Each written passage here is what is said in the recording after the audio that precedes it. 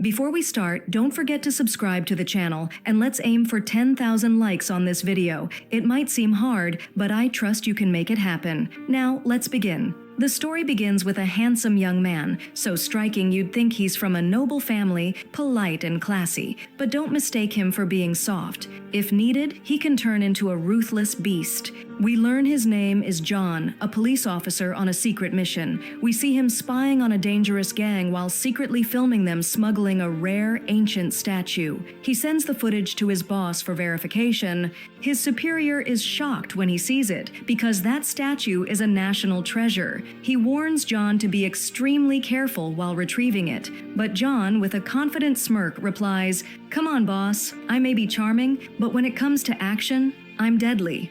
John decides to raid the gang alone. He gives them a chance to surrender peacefully, but they mock him. "You don't see how many of us there are?" Poor fools. They don't know that John alone is worth an army. One thug rushes at him, tries to punch, but John dodges and knocks him out in less than a second. Now the gang is furious and all charge at him. They still don't know he's a monster in disguise. He starts fighting them off effortlessly, dodging every strike. He grabs them, punches, kicks, knees, breaking bones left and right. No one dares to even look him in the eye. Their boss panics and tries to escape with the statue. Suddenly, another gang member grabs the boss and steals the statue from him. Turns out it's John's partner in disguise. But before he can escape, the gang boss sneaks up behind him, knocks him out, grabs the statue back, and runs. John is shocked but quickly gives chase. He pulls out his gun and fires a warning shot into the air to stop him, but the gang boss yells back, afraid the bullet might hit the statue. John reassures him, "I know exactly what I'm doing, don't tell me what to do." Suddenly, another gang member ambushes John, giving the boss a chance to jump in a car and escape. He thinks he's safe, but not from John. John hops on his motorcycle, chasing him down at top speed. A wild, high-speed chase begins. His boss calls in, begging him to fall back, worried about the statue, but John refuses to quit. He risks his life. Driving like a man possessed, he leaps from the bike onto the car's rooftop. The gang leader swerves left and right to shake him off, but John clings like glue. He removes his helmet and smashes through the car's roof. The boss is stunned. John is no ordinary cop. The gang boss opens the door and tries to escape, but John reaches for the statue, managing to grab it just in time before it hits the ground. Unfortunately, the car crashes and explodes. John's partner arrives at the scene, horrified, thinking John has died. But then, John walks out from the flames, dragging the gang leader with one hand, the statue in the other. The team celebrates. Mission accomplished. But when the captain inspects the statue, he notices the statue's hand is broken and there's a bullet lodged inside. John is furious. Who's the idiot that fired the shot? Then it hits him. He was the one who shot it. When he fired into the air earlier, the bullet must have hit the roof and ricocheted into the statue.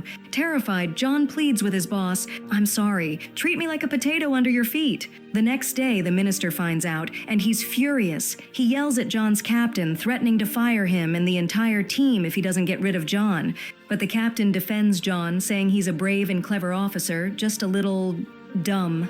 The minister agrees to give John one last chance, on one condition. He hands over a new mission file.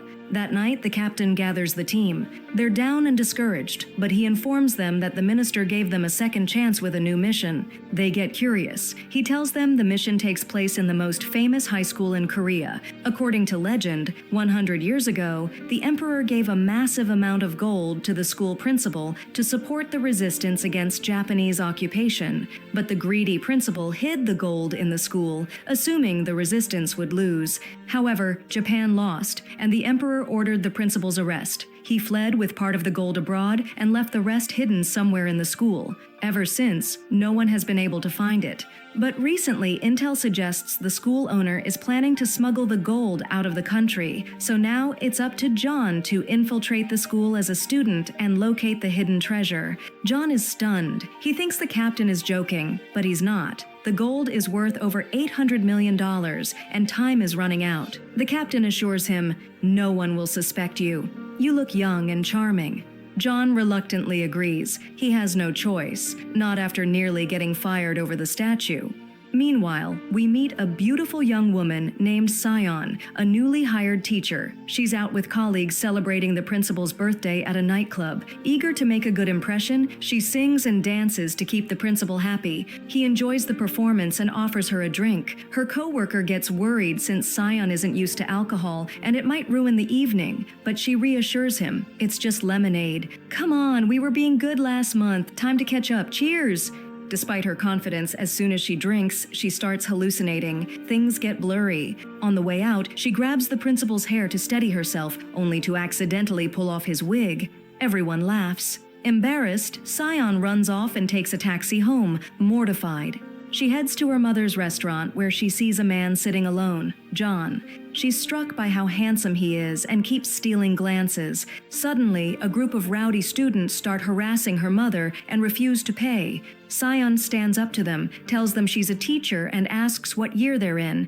They laugh, thinking she's still drunk. One tries to grab her. John steps in. He calmly asks them to apologize, but they refuse and try to start a fight. Big mistake. They don't know John is a veteran street fighter. He blocks every strike and starts beating them with his fists, his legs, anything within reach. He forces them to apologize to Sion's mother and to pay the bill.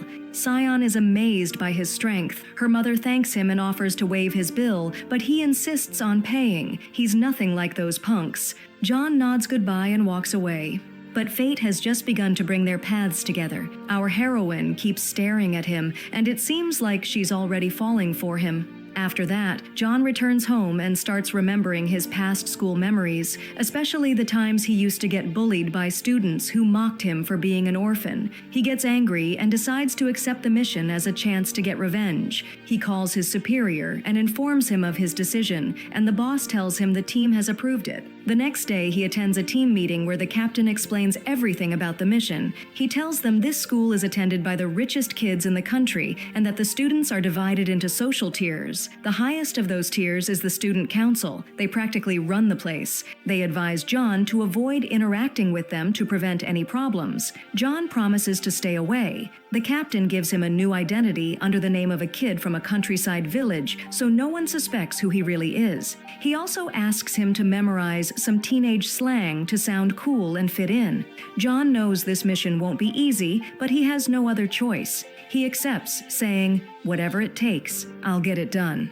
Later that night, the captain visits John at home. We learn that he's the one who raised John after his parents died. He tells his daughter Shy about the mission and informs her that John will be joining her school starting tomorrow. He warns her that if she sees him, she should act like she doesn't know him. Sure smiles and promises to do just that. The next morning, John wakes up early, ready to begin the mission. He puts on his school uniform and heads to the school. The world outside is peaceful. As soon as he arrives, everyone stares in awe. Whoa, who is this guy? Is he a celebrity or what? They're blown away by his good looks and think he must be the hottest transfer student in history. The school is massive and filled with wealthy kids, but despite its grandeur, many students act arrogant. Some of them tell him to move aside for their leader, Lena. John steps out of the way and then heads to the teacher's room to ask about his class. There, he finds Sion hiding from her supervisor, clearly nervous about what happened the night before. When she sees John, she gets even more scared, not realizing he's now a student at the school. But when she sees him again later, she's shocked. She introduces herself to him and tells him that he'll be in her class. As she gets a clearer look at his face, she realizes he's the same guy she saw at her mother's restaurant. John panics, thinking she's figured out his identity, but luckily, she's clueless. She thinks he used a fake ID to buy alcohol. She pulls him by the ear and scolds him, warning him not to pull any stunts again or she'll hit him. John is thrilled. She's totally fooled. He promises not to repeat the behavior and goes to his class. Meanwhile, we see a group of girls gathering around a student named Leon, all trying to get close to her. In another corner, a group of bullies are mocking a chubby student, calling him a panda. Suddenly, Sion enters the classroom and announces that a new student has joined and will be studying with them. John walks in. All the girls are stunned by his looks and beg him to sit beside them, but he ignores them and chooses to sit in the back next to the chubby student instead. This makes Shy nervous when she sees him again. She texts him, asking to meet after class. John meets her in the hallway. She tells him she thought he was going to be a teacher, not a student. She offers to help him with his mission, but only if he promises not to tell her father about what she does at school. John is happy with this and agrees. He returns to class but ends up falling asleep during the lecture. Cyan notices and tries to wake him up, but the moment he opens his eyes, he almost punches her. He was ready for combat. She's shocked by his reaction, so she slaps him to get him to focus. After class, two girls approach John and ask him to follow them on Instagram, but he has no clue what that is.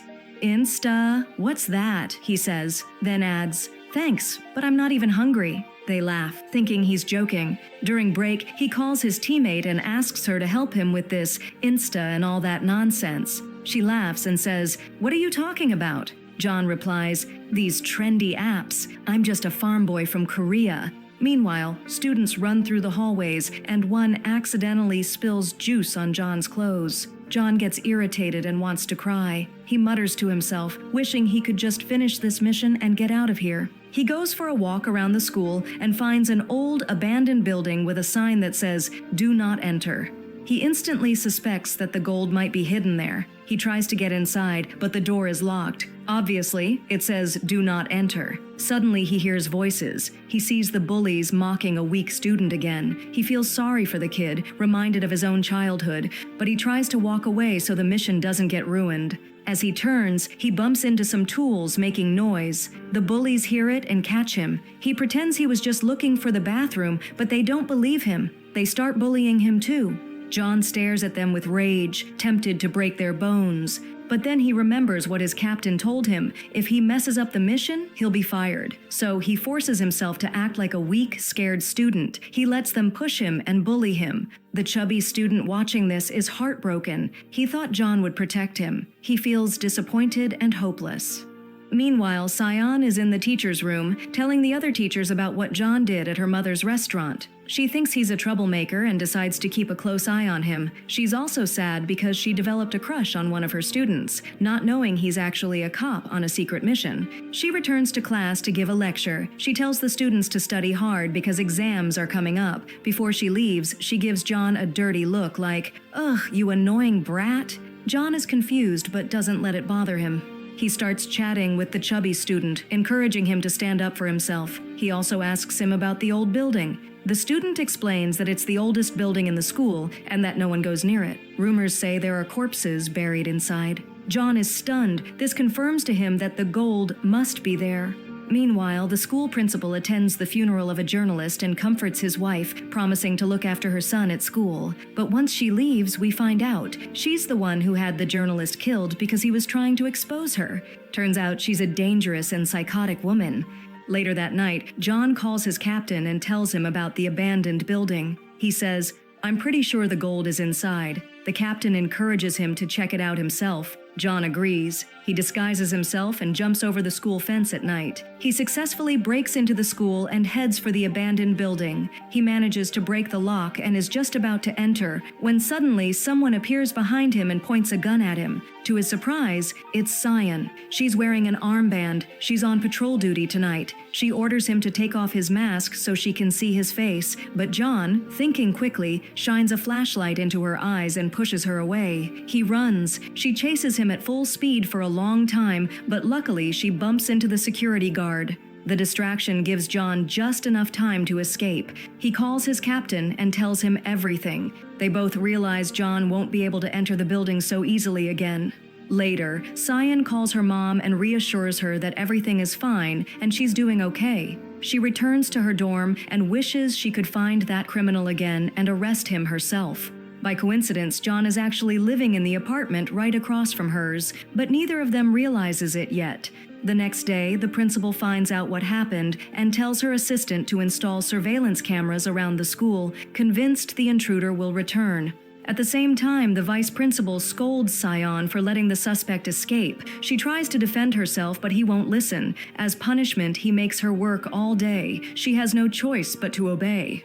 During lunch break, she sits with her colleagues and feels relieved that the principal seems to have forgotten about the incident at the birthday party. Suddenly, he sneaks up behind her and scares her. She panics and throws hot soup on his face by accident. The entire room stares in shock. Meanwhile, John steps out of class and sees the principal's assistant entering the abandoned building. He becomes suspicious and tries to follow, but the security guard stops him and warns him not to go near that building again. John pretends he didn't know, claiming he's new and unfamiliar with the rules, so the guard lets him go. As he's walking away, he hears a sound coming from a trash bin. He opens it, and to his shock, finds the chubby student tied up and locked inside. The bullies were the ones who did it. John helps him out and cleans him up. He feels sorry for the poor kid, kind and innocent. He asks him why he doesn't defend himself. The student tells him he's an orphan and lives with his grandmother. There's no one around to protect or complain for him. John sees himself in the boy and feels deeply for him. Cyan sees the boy all battered and questions John about what happened. The student lies and says he just fell, too scared to speak the truth. Cyan feels bad but doesn't push for answers. Of course, we all know our clueless heroine with a genius mind is starting to get suspicious of John. She thinks he might be the one who bullied the chubby student, so she drags him to the library to interrogate him and asks if he's the bully. But eventually, she realizes he was actually helping the boy. Then she notices that John looks a lot like the masked criminal she saw last night. She moves her hand toward his face to check more closely, but John panics and pulls away quickly. Because of that sudden move, she loses balance and falls to the floor like a clown. She gets angry and almost hits him. She tells him, "From now on, you're under observation," and warns him not to cause trouble. John just humors her and walks away. At the same time, John's team sees a news report. They learn that the school principal is about to launch a massive project worth $800 million, the exact value of the missing gold. That confirms it. She's planning to sell it, which means John needs to find the treasure and finish the mission as soon as possible. Next, we see the student council holding a meeting. The school bully arrives late as usual. Shai scolds him for what he did to the chubby student and tells him to stop bullying him. It's wrong. But he mocks her in return, saying she's only there because Lena allowed her to join the group. Otherwise, she'd still be an outcast. She is hurt by his words, but Lena steps in and demands he apologize to the student, or else she'll kick him out because she's richer than him. The bully is intimidated and reluctantly complies. She is happy, and later thanks Lena for standing up for her. Meanwhile, John has lunch with the chubby student. He tries to cheer him up and even gives him his own meal. The boy is touched and thanks him, then decides to tell him about the abandoned building and the terrifying rumors surrounding it. He explains that a long time ago there was a talented girl who dreamed of becoming a ballerina, but the other girls were jealous of her, so they bullied her every day. They even put nails in her ballet shoes to hurt her and stop her from dancing. One day they chased her down the hallway and she got into an accident. Sadly, she lost the use of her legs. Her dreams were shattered.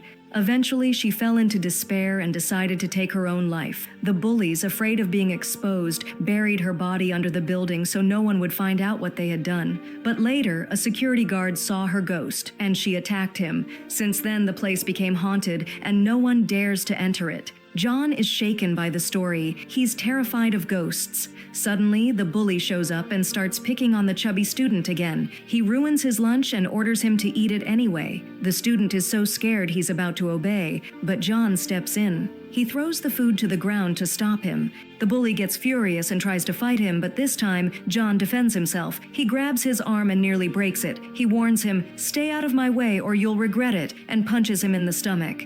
Everyone is shocked by John's strength. The bully tries to retaliate, but Cyan arrives and stops the fight. She orders them both to go to the disciplinary office. The principal arrives and lets the bully leave without punishment, but he decides to punish John instead. Cyan also scolds John, thinking he's the one who bullied the chubby student. John gets frustrated that schools are still the same. They always protect the wrong people. He tells her, "You're stupid. If you know the truth and still pretend otherwise, then don't act so righteous. Don't fall in my eyes." And he walks off. Cyan is upset by his words. She really didn't know what was going on, but his words hit her deeply. She goes to her mother's restaurant and starts drinking juice in frustration. John's words touched a nerve. She feels like she's not good enough to be a teacher. Her mother tries to comfort her while customers watch and giggle. She encourages her daughter and helps her regain confidence. At the same time John's team is celebrating, they think the mission is almost complete, but suddenly the minister barges in and shows them a video of John fighting the bully. He demands to see John and yells at him, calling him a failure. He accuses John of nearly blowing his cover and ruining the mission. He tells him he'll never be as good a cop as his father. John is hurt by the words and apologizes. After he leaves the office, his captain tries to cheer him up. He gives him a special tool that can open any lock. John thanks him and walks off. As he walks, he starts remembering his father. On his birthday, his dad gave him a watch as a gift, but shortly after, his father was called for a mission and had to leave. That moment turned out to be their last. John never saw him again. His father went missing. Snapping out of the memory, John heads back to the school. He needs to finish the mission. The chubby student sees him and secretly follows. He calls out to John, who's startled. John pretends he's just checking out the ghost rumor. The student insists on tagging along, and they both enter the abandoned building. They explore until they spot a figure whose face isn't visible. The figure notices them and throws a metal rod at them before running away. John dodges the attack and starts chasing him, but the man gets away. While exploring further, John finds a secret room. He uses the tool from his captain and successfully unlocks the door. Inside, he finds a map and some old documents. That's when he discovers that the school principal is also looking for the gold. Back in her office, the principal watches John through a hidden security camera. She sees him in the secret room and becomes suspicious.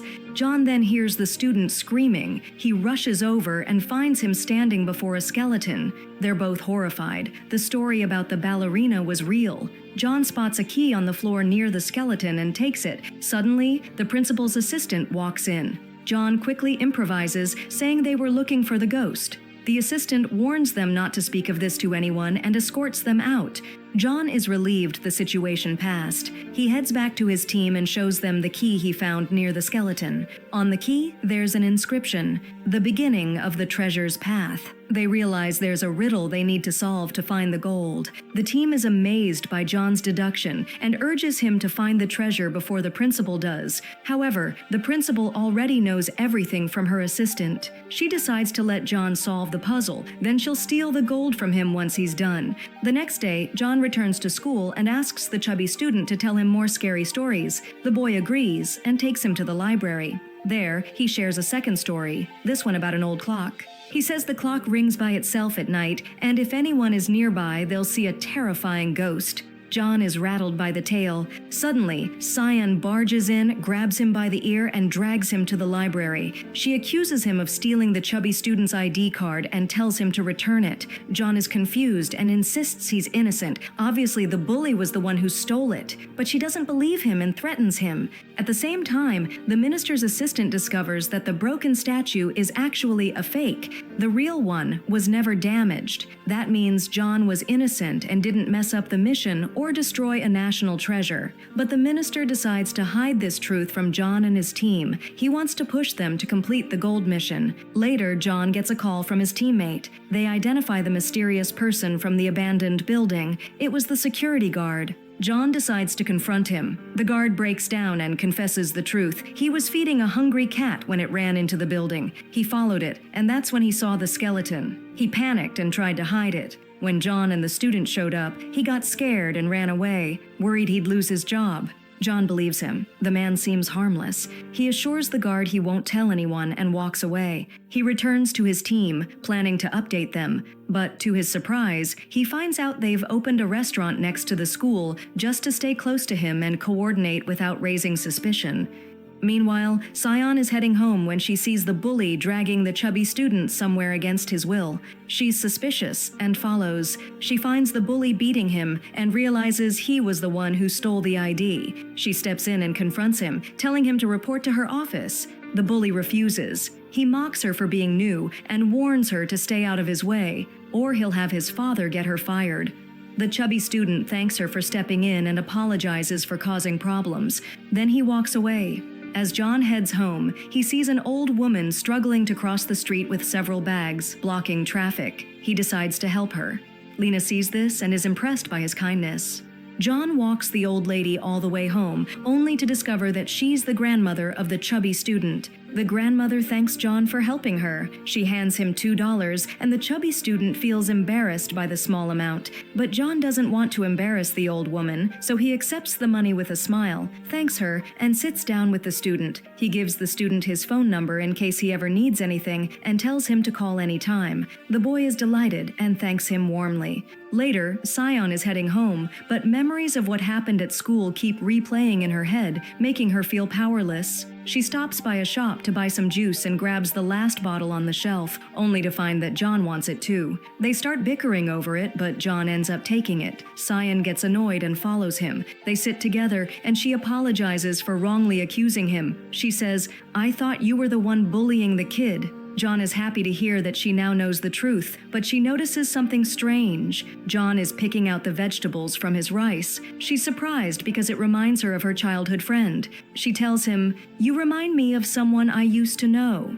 And of course, dear viewer, from all our experience with dramas, brought to you by yours truly, Youssef Khaled, it's pretty clear that John is indeed her childhood friend, and she is his. The two were childhood companions. I'm not even surprised anymore. But what will surprise us are the upcoming events and the ending, dear viewer. So stick around and don't forget to like, subscribe, and turn on the notification bell. Even if you're already subscribed, turn it on. What, you don't want to get my videos the moment they drop? I'd be sad if you didn't. Anyway, let's continue the story so you won't be mad at me. At that moment, the police come to arrest the chubby student's grandmother, accusing her of running illegal gambling. The boy cries and calls John to help. John goes with Sion to the police station. There, John insists that the bully is behind this. Sion is stunned and decides to expose the truth. After returning home, she can't stop thinking and finally posts about it in the school group. The post exposes all the bully's dirty secrets. The students finally learn the truth about him. The principal hears about the post and wants to find out who wrote it so he can punish them. He suspects Sion but has no proof. She pretends to be innocent and helpless, acting shocked and furious, saying,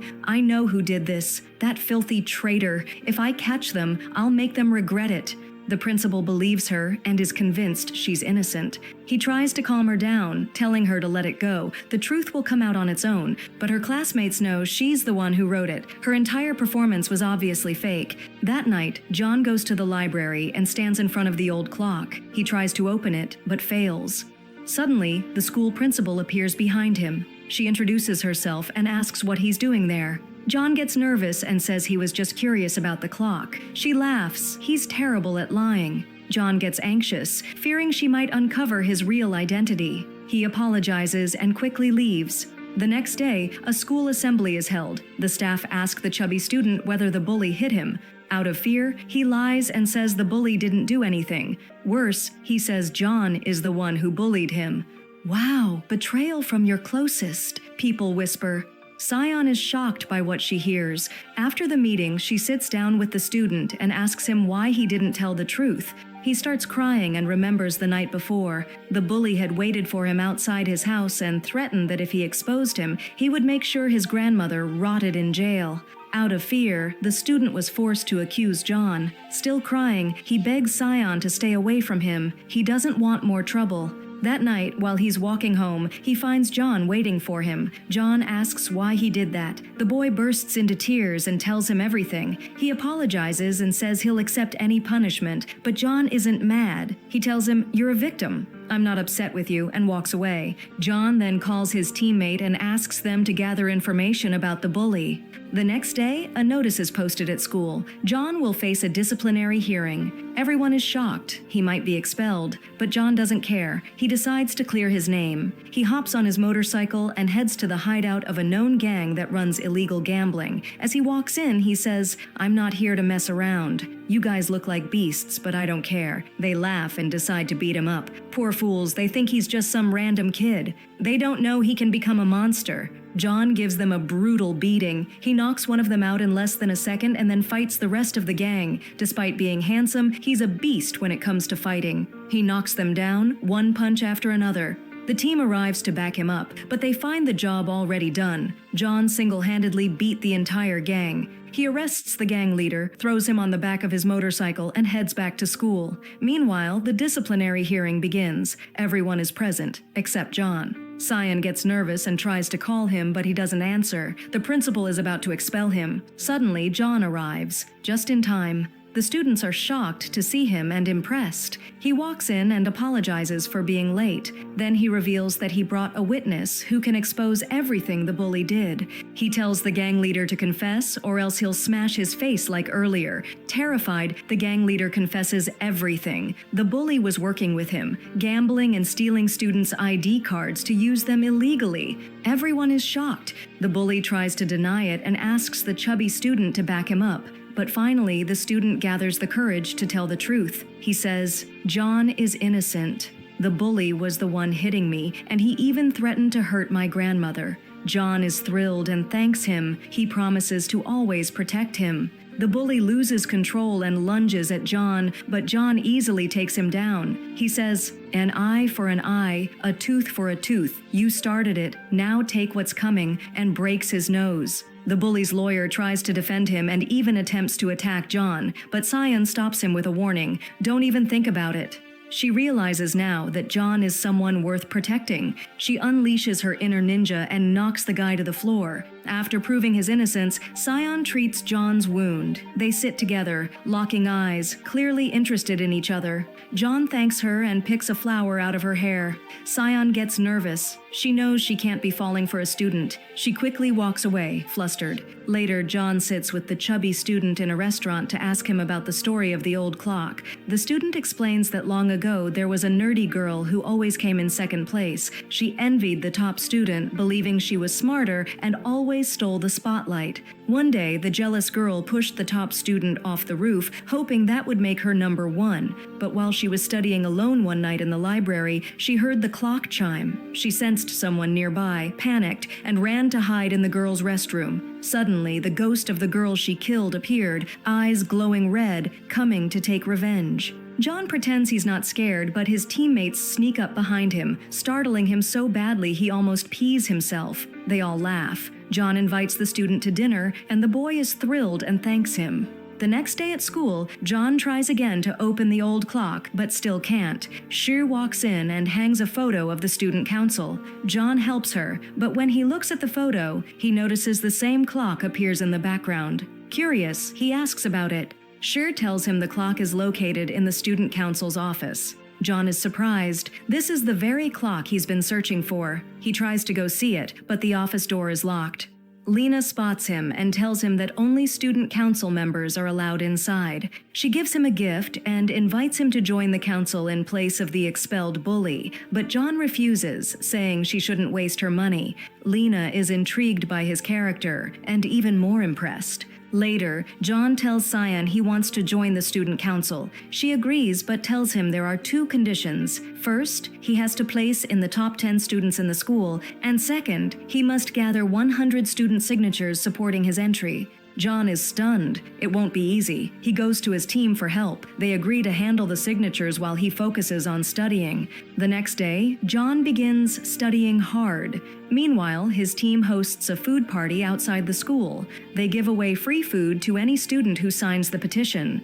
The students are thrilled and quickly line up. At the end of the day, the captain brings him the signed petitions and says all that's left is for him to pass and make it to the top 10. John is excited and promises to succeed. But then, Shu asks to speak with him. They meet on the rooftop, and she surprises him. She doesn't want him to join the student council. She even threatens to expose him. It turns out she doesn't want him to find out that Lena treats her like a servant in exchange for being part of the council. That night, Lena returns home, and we discover she's the daughter of the school principal. Lena wants to go to sleep, but her mother insists she stays up and study a bit longer. She even gives her some pills to help her stay awake through the night. Lena has no choice but to obey. Meanwhile, Cyan calls John and is surprised to hear how exhausted he sounds from all the studying. She decides to visit him. John panics. His apartment is practically empty, so he calls his team and begs them to help. They realize they only have 10 minutes and immediately decide to use their authority as undercover officers. They rush to borrow anything they can from nearby neighbors: bed sheets, a mattress, a rug, even a wardrobe, whatever it takes to make the place look furnished. One teammate pretends to be John's double, while the captain drags the others into hiding. John opens the door for Cyan. She's brought him food, but he's so nervous he ends up spilling it on her clothes. She decides to clean up in the bathroom. When she comes out, she tells him to relax and starts tidying up, but then slips and falls. John quickly tries to catch her, only to land right on top of her. In the process, his lips accidentally brush hers. They both feel completely embarrassed. One of John's teammates who was hiding in the closet can't hold back a sneeze. It echoes through the room. Cyan is shocked when she sees them all and demands to know who they are. John tries to make up a story, saying they're all co-workers from the restaurant and were planning a surprise, but she doesn't buy it. Why were they hiding in the closet? Desperate to escape the awkwardness, John fakes a fainting spell and collapses to the floor. His captain rushes in, picks him up dramatically, and leaves, blaming Cyan for what happened. She's left completely confused and has no idea what just occurred.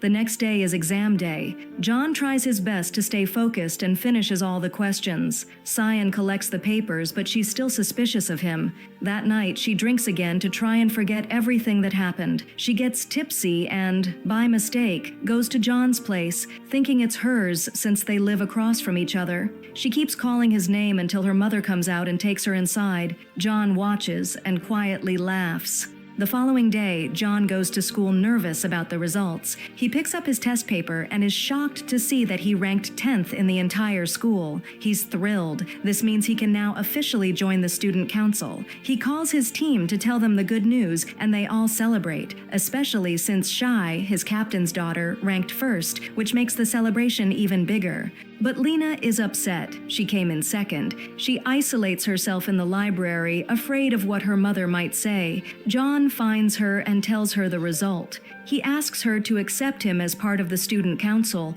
but he notices she's not herself and asks if she's okay. She refuses to say anything. Suddenly, she receives a message from her mother and immediately leaves for her office. We discover that her mother is planning to punish her. That night, John sits with his team, and they ask if he can get close to Lena to earn her trust and stay close to the student council. But John says, "Come on, guys, I'm a handsome guy. With one wink, I've charmed 55 girls already." He promises he'll handle it.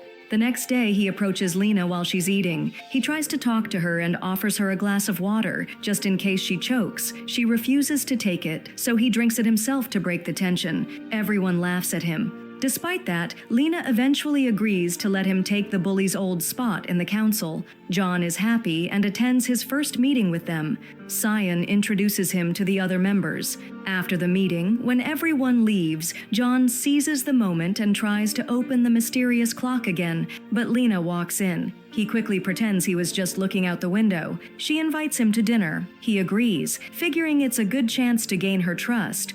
Cyan gets nervous and tries to get out of the dinner, but Lena insists she must come and even gives her money to buy a dress. That night, the three of them go to a fancy restaurant. Lena treats Cyan poorly, acting like she's a servant to make herself look superior in front of John. She even makes her go out and buy her new shoes. John is shocked. He finally understands the secret Cyan has been hiding. He gets angry and stands up for her. After dinner, he speaks to Cyan and urges her to stop letting Lena control her. But Cyan lashes out. She tells him not to interfere in her life, that serving Lena is her choice. She walks away. Later that night, Lena returns home. Her mother is waiting for her. We find out that her mother is the one forcing her to treat Cyan this way. She even told her to bring John into the student council so they could spy on him and find out the location of the gold. That night, John sneaks back into the school and tries to open the clock again, but still finds nothing. Suddenly, someone slips a note under the door and runs away. John is confused and opens the note. It reads, "I know you're a cop." He's stunned. His cover has been blown. The next day, he tells his captain. They start thinking together. Who could have found out? While John is home pondering, they get a message from the school security guard. He's the one who knows the truth and wants to meet John urgently. John agrees and heads to meet him. We see the guard waiting on the rooftop. Suddenly, a masked figure appears and attacks, trying to take the notebook the guard is holding. The guard fights back, but he's overpowered and killed instantly. John arrives moments too late. He finds the guard's body and realizes he's gone. Then he sees the notebook and is shocked. It's his father's diary, the same father who went missing 20 years ago. Yes, dear viewer, the father John has been searching for has finally returned, in the form of a diary. John spots the masked man fleeing and gives chase. The man tries to ambush him from behind, but John fights him off with incredible skill. He knocks him down and is about to remove his mask, but the man pushes him away and escapes in a waiting car. We find out the masked man is the principal's assistant. She had ordered him to eliminate the guard, but he apologizes for failing to retrieve the notebook. John storms into the minister's office and punches his bodyguard. He locks the door. This is serious. He confronts the minister, slams the diary down, and demands the truth. He threatens to expose everything.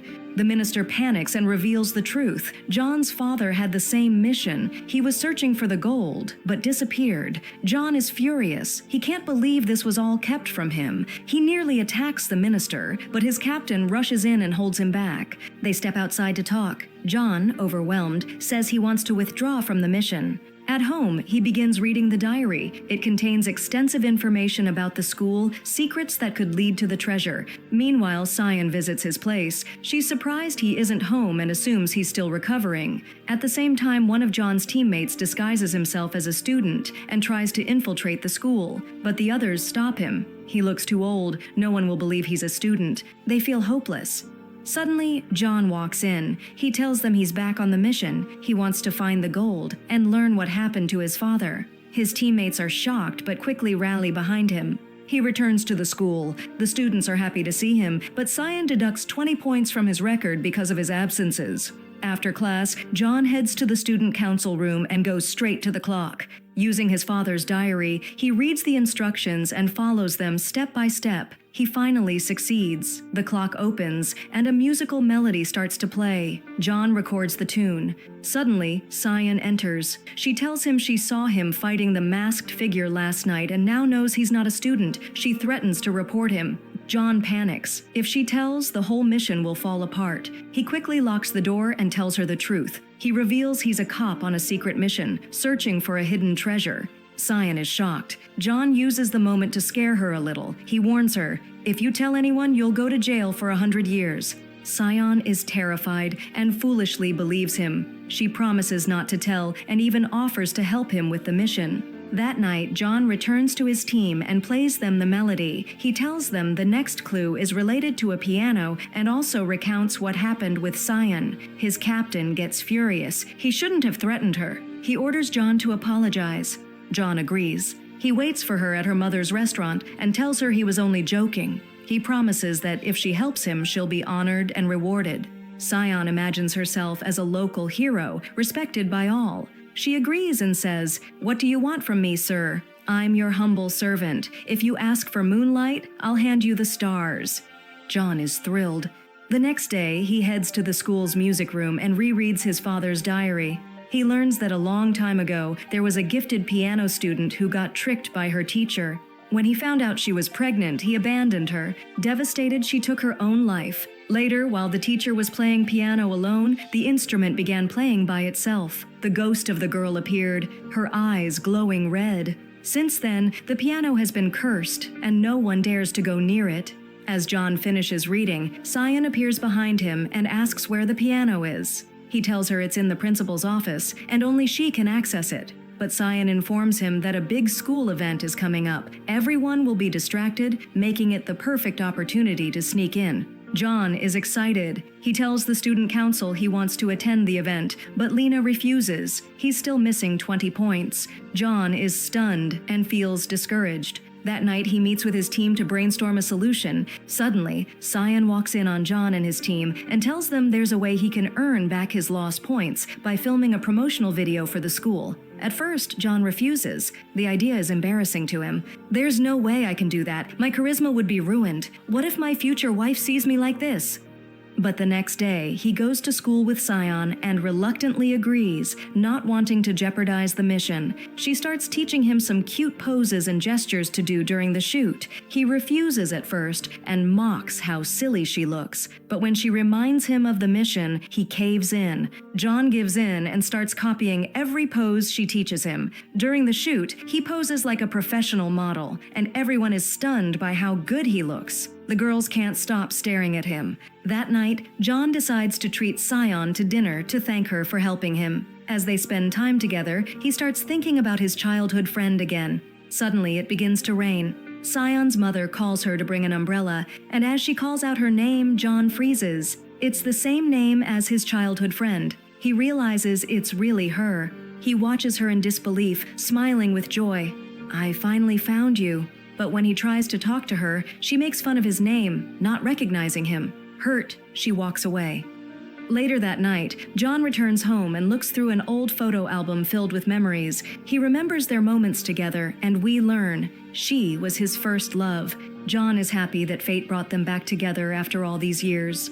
The next day at school, he sees her dancing while cleaning an office. He stares at her silently, amused and nostalgic. She notices and feels embarrassed. She hurries off to attend a staff meeting. The principal walks in and asks the teachers to help him choose the prettiest girl in the school for a campaign. Naturally, they all choose Lena, since she's the principal's daughter. But when it's the students' turn, Sion wants to nominate John and suggests they hold a vote. They agree, but Sion is nervous. If this backfires, the mission could fail. Luckily, John wins the vote. He's thrilled when he finds out and celebrates with his team. He even invites them out to lunch. He sees Shar carrying a huge pile of books and feels bad. He sees her like a sister. He helps her out. They sit and talk. He apologizes for interfering in her life earlier. She smiles and forgives him. She says, "Lena isn't a bad person, but her life is hard because of her mom. I'm the only one who can handle her."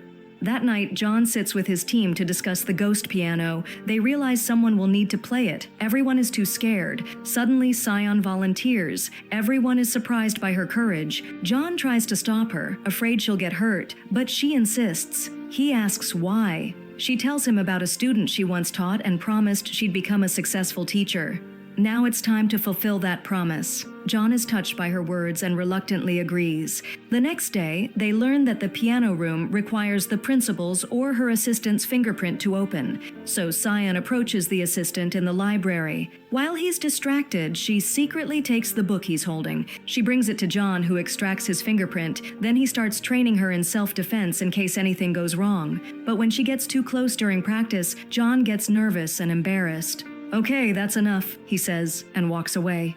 That night, they meet with the team. The following day, John waits for Sion at school. When she arrives, he's stunned. She's wearing a beautiful dress. He can't take his eyes off her. The school principal arrives to welcome the guests for the big event. It's the perfect time. John and Sion prepare to execute their plan. Before they separate, John gives her a necklace that contains a tracking device. "Just in case," he says. Sion smiles, touched that he cares for her. She thanks him and starts to sense he has feelings for her.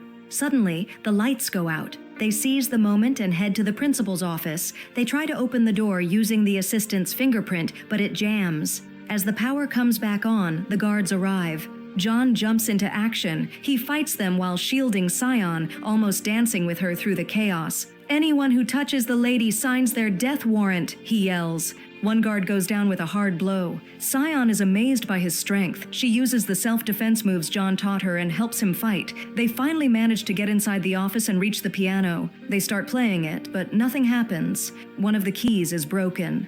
John opens the principal's computer and finds a file with all of his information. He's shocked. She knew about him all along. That means there's a traitor in the team.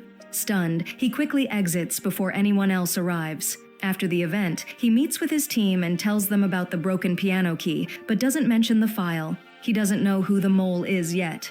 At home, John starts connecting the dots. He decides to find the traitor himself. Meanwhile, Sion investigates the broken piano key and wonders why it produces no sound. She studies the words sung during past performances, hoping they form a sentence that leads to the treasure. Excited by what she finds, she rushes to tell John. She finds him at the supermarket, but he seems distant and cold. Confused, she invites him to her mom's restaurant. There, John tells her the truth. There's a traitor in the team. He suspects everyone. Sion feels bad for him. She comforts him and promises to stand by his side. John smiles, touched by her words. As they walk home together, he decides it's time to tell her the truth. Back then, I was the boy who liked you, the one who always protected you, your childhood friend.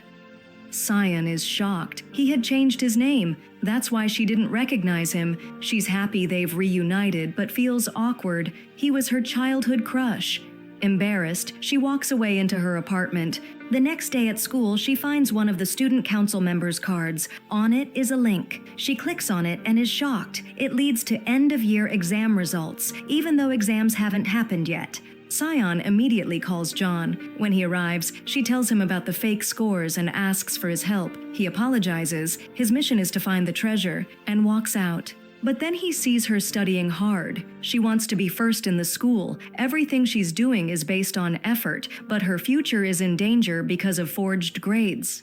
Meanwhile, the school principal finds out that one of the rich students lost their result card. She storms into the boy's bathroom, cornering him, and beats him until his face is unrecognizable. He looks like a zombie. John later sees Sion late at night, still studying at school, trying to gather evidence against the principal. He's impressed by her determination and decides to help her. He starts reviewing old records to prove the results were tampered with.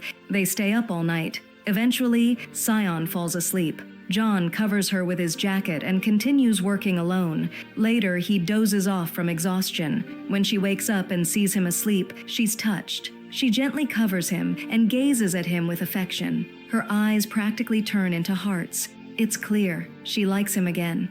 The next day, John asks his team for help, but his captain refuses. Focus on the mission. We need to find the treasure ASAP, or the entire team will be punished.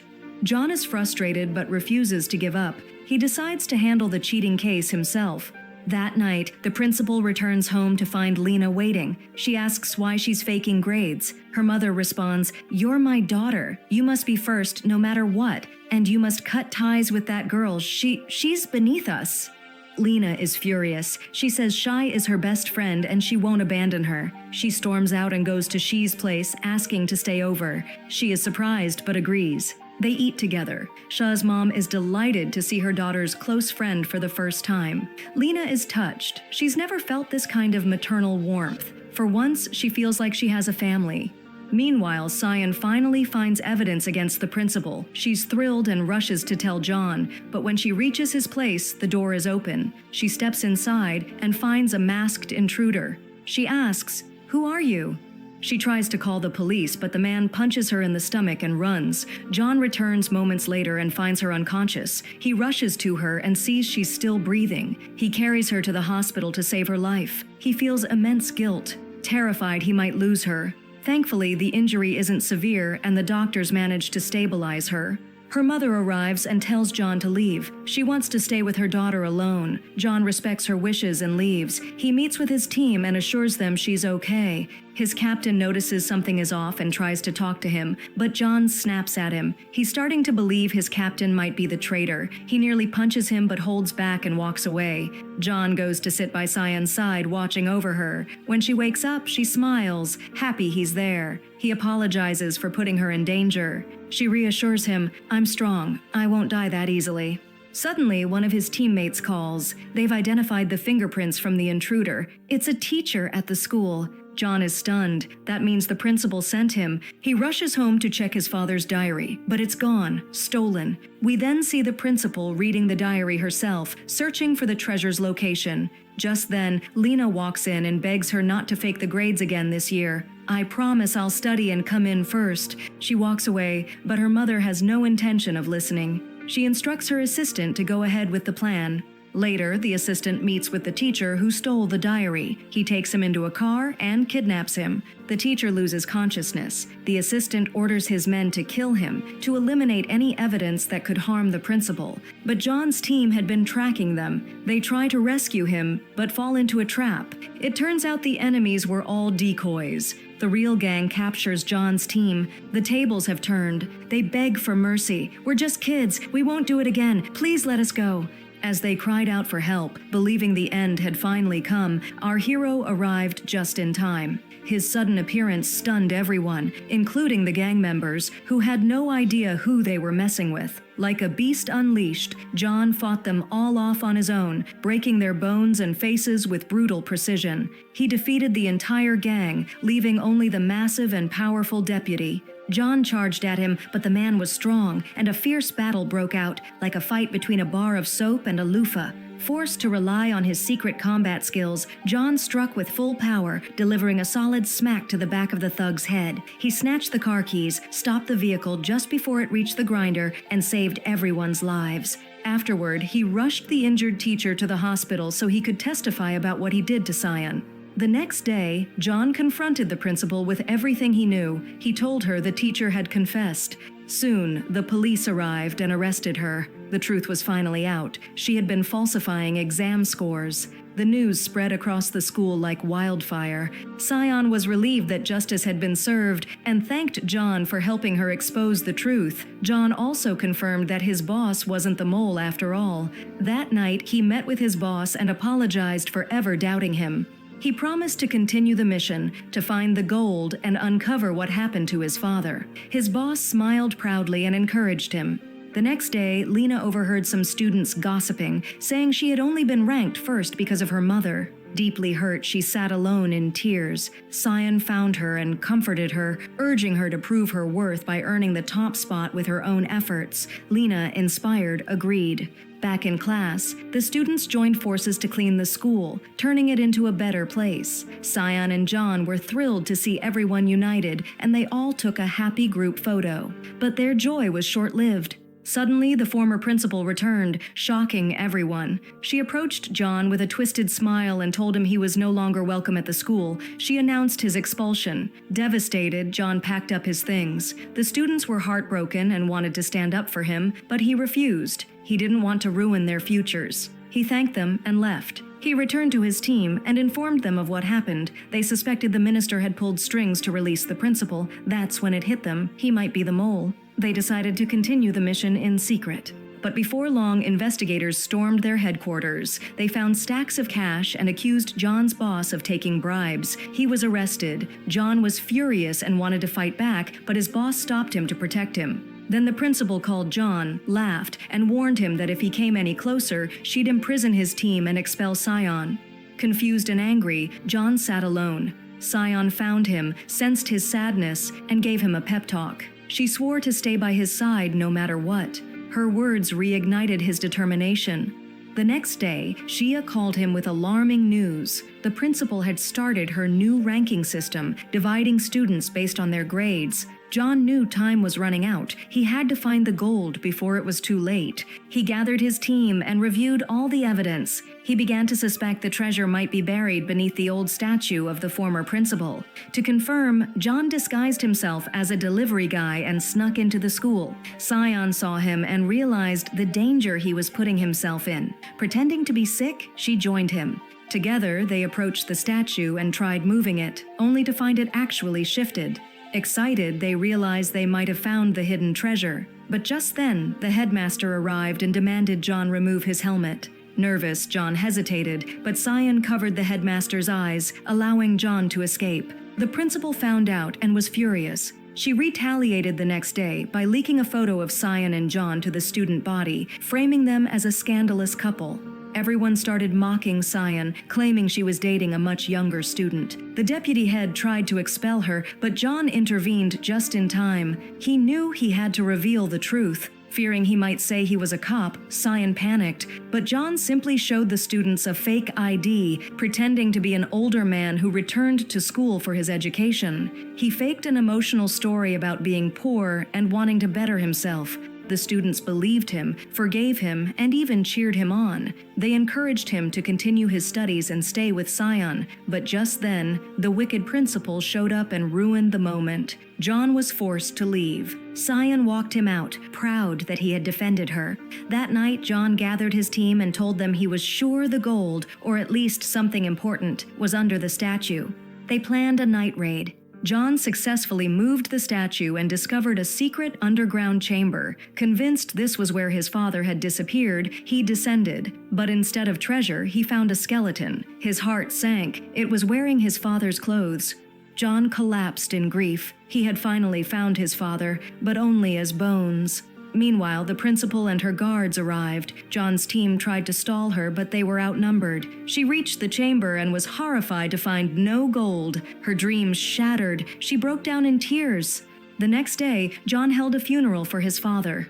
His heart was broken. He had clung to hope that his father was still alive, but that hope died with him. Sion sat beside him, comforting him in silence. His team, equally defeated, didn't know how to lift his spirits. But then, all the students arrived. John was moved to tears. He realized he wasn't alone. He thanked them and decided to finish the mission for his father. He met with his boss, who had found a bullet near the skeleton. They suspected the minister was responsible. The two vowed to work together to bring him down, but before they could act, the minister fired John from his job. Determined, John grabbed his gun the next day and set out for revenge. Sion saw him leave and sensed something was wrong. She warned the team, and they rushed after him. John arrived at the minister's hotel, waited for the right moment, and entered the room. He pointed the gun at him and demanded the truth. Terrified, the minister tried to escape, but John cornered him. Just as he was about to confess, his guards burst in and arrested John,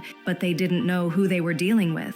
John's team showed up, furious, and took out the guards one by one. Only one was left. Sion arrived just in time. Using the combat skills John had taught her, she took him down with a perfect move. She grabbed a fire extinguisher, sprayed the remaining guards, and rescued John. They tried to escape, but hotel security blocked them. Thankfully, the team arrived and held them off. Sion feared for them. They were chefs, not fighters. But John reminded her, alone they were weak. Together, they were unstoppable. And they proved it. Though clumsy, they fought like maniacs, crushing the guards and breaking noses like pros. Back at their base, John confessed. He hadn't come to kill the minister. He'd planted a tracker in his phone to monitor his movements. That night, the minister met with the principal. He warned her that John and his team were suspicious. They fought, and the minister threatened to expose her. Then came a flashback. Years ago, they had captured John's father to learn the treasure's location. When he refused to talk, he tried to escape. The principal grabbed the minister's gun and shot him herself. Unbeknownst to them, John had heard everything. John is shocked to discover that the principal was behind everything. He immediately calls the minister and tells him he knows the whole truth. John begs him to testify against her, and they agree to meet. But when John arrives at the meeting spot, he finds the minister already dead. Out of nowhere, someone strikes John from behind. He collapses to the ground, unconscious. The next day, John wakes up, his head pounding, and finds himself holding the murder weapon. That's it. He's been framed. Police arrive on the scene and arrest him for the murder of the minister. They take him into custody for interrogation. John is in complete disbelief. He knows exactly who did this, none other than the school principal. She even visits him in detention. With a wicked smile, she says, "So, turns out you're a criminal after all. Just tell me where the gold is, and I'll make sure the charges vanish." She threatens him. If he refuses to talk, she'll make Sion disappear. She gives him time to think and walks away. But John, enraged, refuses to be blackmailed. That night, during his transfer in a police vehicle with handcuffs on his wrists, he pulls off an impossible escape. Like a possessed beast, he overpowers the detectives, snatches a weapon, and forces the driver off the road, causing a huge crash. But John, like a cat with 9 lives, emerges from the wreckage, battered but alive. He breaks the cuffs and escapes. Seriously wounded, he calls Sion and pleads for her help. Then he blacks out. Sion panics, locates his position, hails a taxi, and rushes to his side. She arrives just in time, cradles him in her arms, and takes him home. All night long, she nurses his wounds, staying by his side until he finally regains consciousness.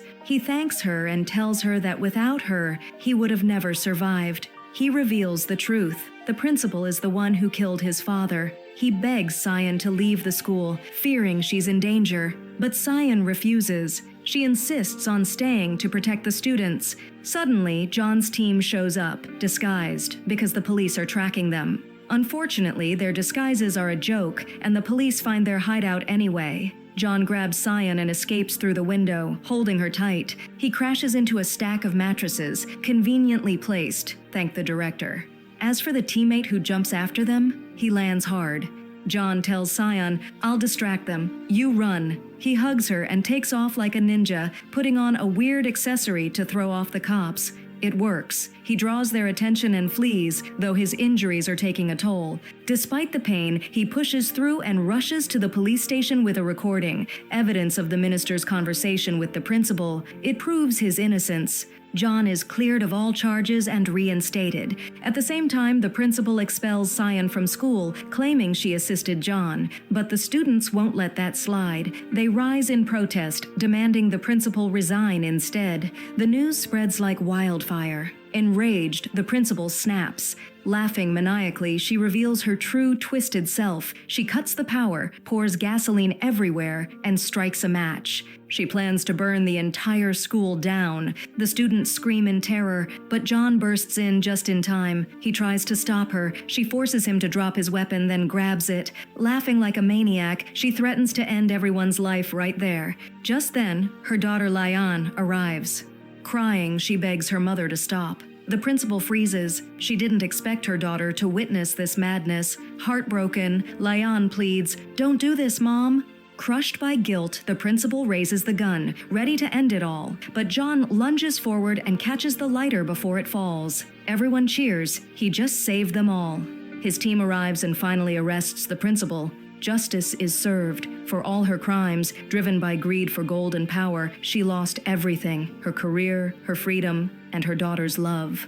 John breathes a sigh of relief. The mission is over. But suddenly he collapses. Everyone rushes him to the hospital, staying by his side until he opens his eyes.